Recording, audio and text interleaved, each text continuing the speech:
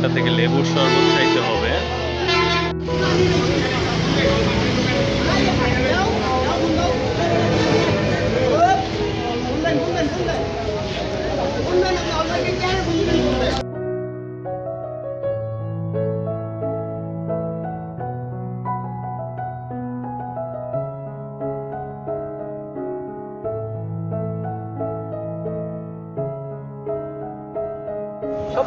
আমি বর্তমানে আছি হচ্ছে বাংলাদেশ বাইতুল মুকাররম মসজিদ প্রাঙ্গণে। এই যে এটা হচ্ছে মসজিদের মাঠ, যেটাকে বলে, দেখতেই তো পাচ্ছেন।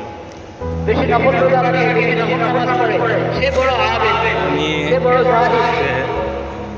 জুম্মার নামাজ আল্লাহ দিলেন বাইতুল মুকাররম মসজিদে করছি, দেখি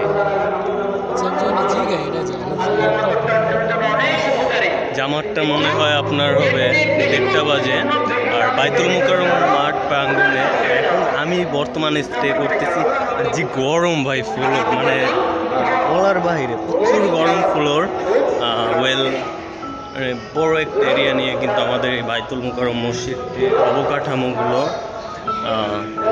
মানে বলে বোঝানো যাবে না। ক্যামেরায় যে কতটুকু দেখাইতে পারবো বা দেখতে পাচ্ছেন, এইগুলা কিন্তু আসলে ভাষায় প্রকাশ করার মতো না। তো চলুন একটু ঘুরে দেখা যাক এই বাইতুল মুকাররম মসজিদটা। এই যে আমার ক্যামেরার পিছনে যেইটা দেখতেছেন, এটা আমাদের সর্ববৃহত্তম বাইতুল মুকাররম মসজিদ। হচ্ছে আমাদের দেশের মধ্যে সবথেকে বড় মসজিদ কিন্তু এই বাংলাদেশের এই বাইতুল মুকাররম মসজিদ।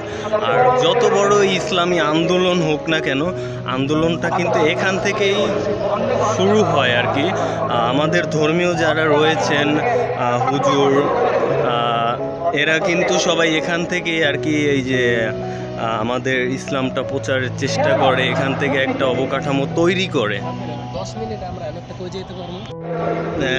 এখনো আমাদের নামাজ শেষ হতে কিছুক্ষণের সময় লাগবে। তো দেখতেই তো পেলেন আমাদের এই যে বাইতুল মুকাররম মসজিদটা আসলে কত সুন্দর।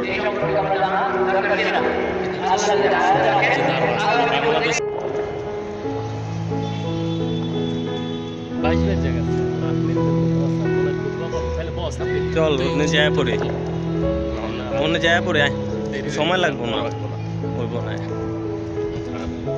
তুই আসলে আল্লাহরে চিনস না রে? না রে, আমি পড়ি না, আমিও জুম্মার নামাজ পড়ি তো।